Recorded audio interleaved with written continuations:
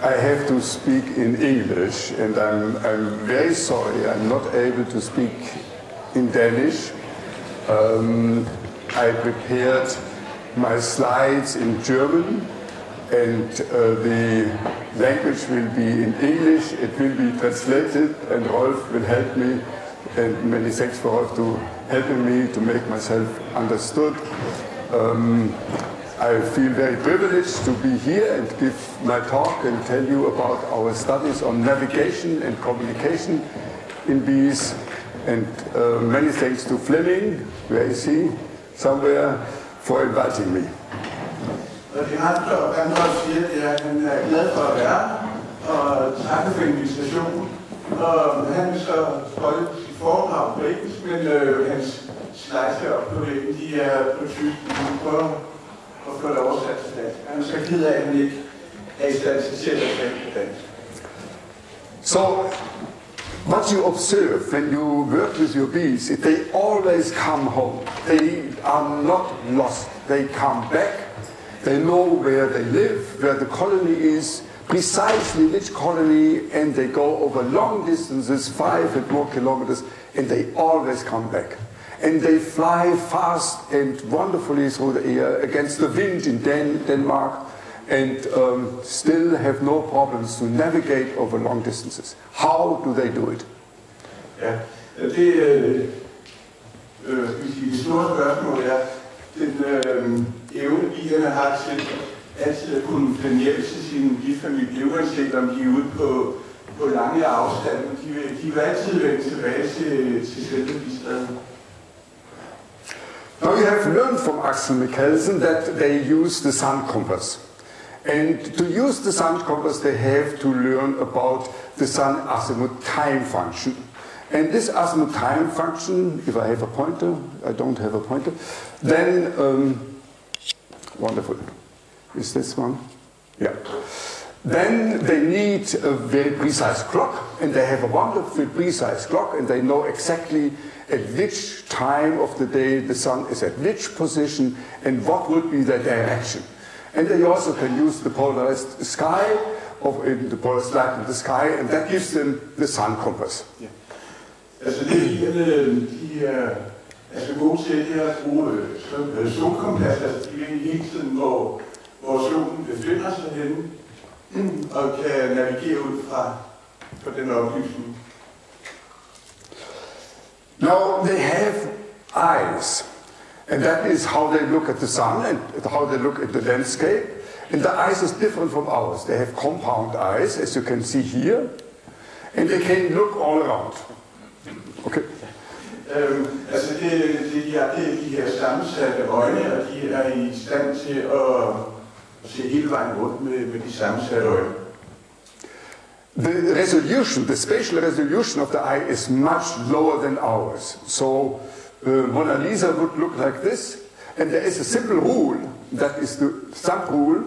If you look at your thumb with one eye, and you turn around, everything behind your thumb is one spot of view. There is no resolution behind this spot. So when you look around, you can see in a raster what the bee eye would see. Altså de ser den her lave opløsning, som I kan se et billede af Mona Lisa, og der er den her tommelfingerregel, hvis I holder armen strakt ud og kigger på tommelfingeren, så bagved der vil det være sådan en dårlig opløsning, og det er sådan de der skib, jeg kan se. They also have wonderful color vision. And Carl von Frisch, who was mentioned already, he discovered that they see colors. And they see colors trichromatic, as we see, but in different part of the spectrum. Ja, de har den her evne til at se farver, men de ser de andre farver og ser alle farvespektrum, end vi mennesker gør. And they can see a part of the light which we do not see, ultraviolet light. So that means if you look, for example, ultraviolet reflection in flowers, like here, the outer part and here, then they see something which we don't see. Wonderful patterns also in the sky with the polarized light and on flowers and the ground. Det bilerne, de kan se, det er den her ultraviolette farve, som gør, at tingene de ser noget anderledes ud for bilerne end for os mennesker. Så billederne på højre side, det er det, som bilerne oplever farven. Now to navigation. When they fly out the very first time, they learn to fly out and to come back. And that is their first orientation flight.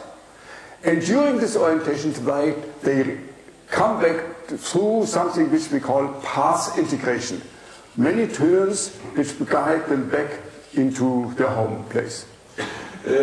Når bilerne flyver første gang, der er på den her orienteringsflyvning, hvor de lægger mærke til forskellige mønstre og så videre. Det kalder en vej eller strækningsintegration. And they learn about landscape, they learn about landmarks on these orientation flights, as I will show you.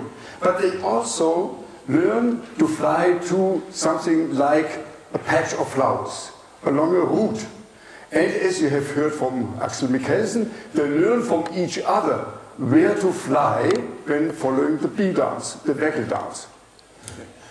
Altså de lærer, når de er ude at flyve, det er at lægge mærke til forskellige punkter i landskabet, som de navigerer efter, men de lærer også en egentlig strækning til for eksempel sådan en flok blomster her, og den får de formidlet ind i de steder fra bilen.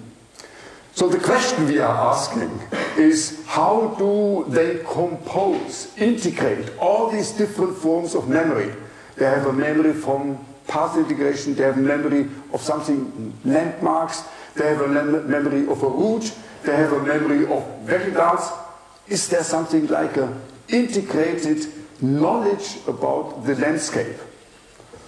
Altså det der er spørgsmålet, det er, hvordan forener de alle de oplysninger eller hukommelser, de har af landskabet og ruter og så videre. To find out, we need to follow the bees when they fly out over long distances. I mean, not over kilometers, we don't do it over kilometers, but over many hundred meters, up to 1.5 kilometer in a radius, and we use this radar. It is a harmonic radar, and I quickly explain harmonic radar. Altså det, de kan gøre for at finde ud af, hvordan bilen opfører sig, det er netop ved at følge dem, når de flyver ud, og det gør de ved den her radar, som Randolf fortæller.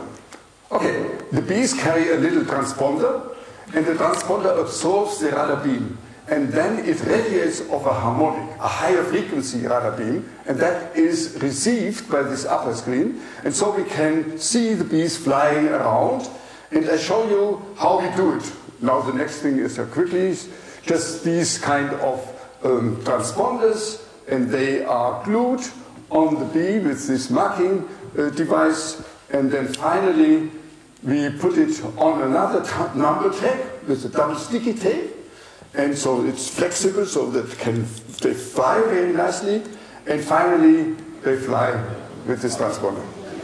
Og det er altså, at for at følge bilerne, der forsyner de bilerne med sådan en sender, som vi har set nu, hvor de sætter den på, og der kan de så frem signalerne fra senderen på den radar, de så før. They fly equally well. I mean, they fly equally fast as without the transponder. They may fly a little bit lower down when there's a lot of wind, because it's a little bit wind drag, but it's not a problem for them. Altså det han siger, det er, at den her sender, den destinerer ikke bilerne, som sådan, de kan flyve lige langt og hurtigt, men de flyver lidt lavere, end de normalt vil gøre. So I introduce you to my main co-workers, Uwe Gregers, he's the electronic engineer. He knows everything about the harmonic radar. It's specially built.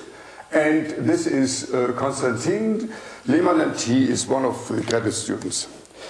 And we have to work in a very open, flat, horizontal area, because the original radar beam has to disappear in the infinity and not being reflected. So these landscapes, they are rather transparent, and there is a very far horizon, nothing is reflected. Det, der er vigtigt, når vi laver de undersøgelser her, det er, at det foregår i et fladt landskab, som vi ser her, hvor der ikke er nogen sådan forhindring eller ting, som gør, at de her radarsignaler, de bliver reflekteret.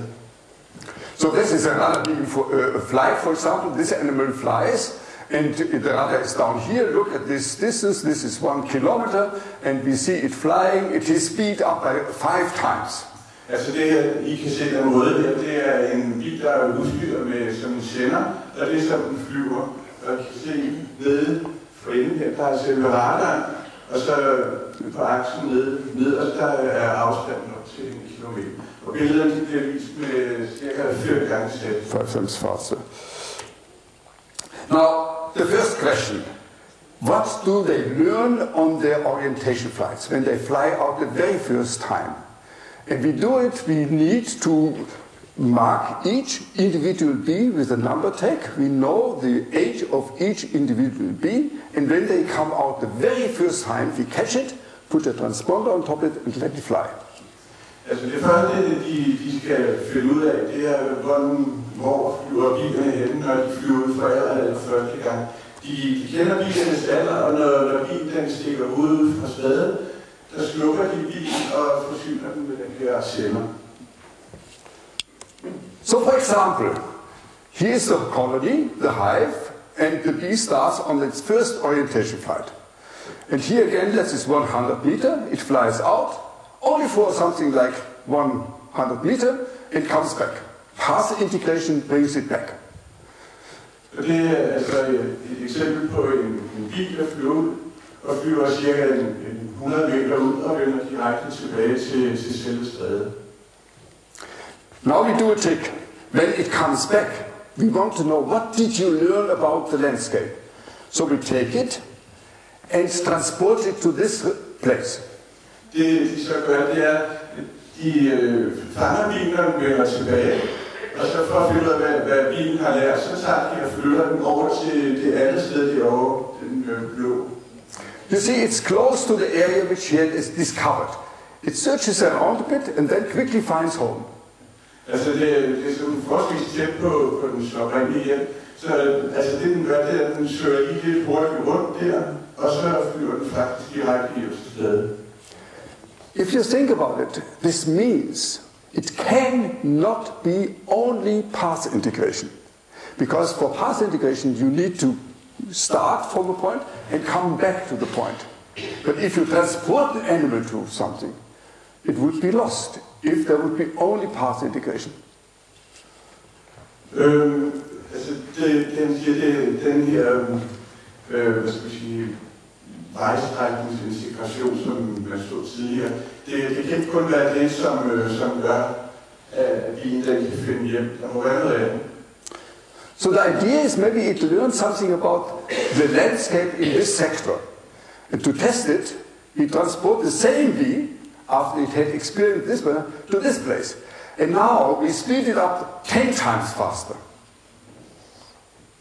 Så det de gør, det er at flytte den bilen helt over i det område her, og sætter den ud, og nu kan I så se, hvordan den flyver rundt, og det med, hastigheden er sat 10 gange op. As you see, it searches for a long time. It just doesn't know where it is. Because den leder længe, og den vil simpelthen ikke kun være hjemme. And then it makes a kind of a sudden decision, searches somewhere else. A gone searching doesn't really know where to go. It makes it. Okay.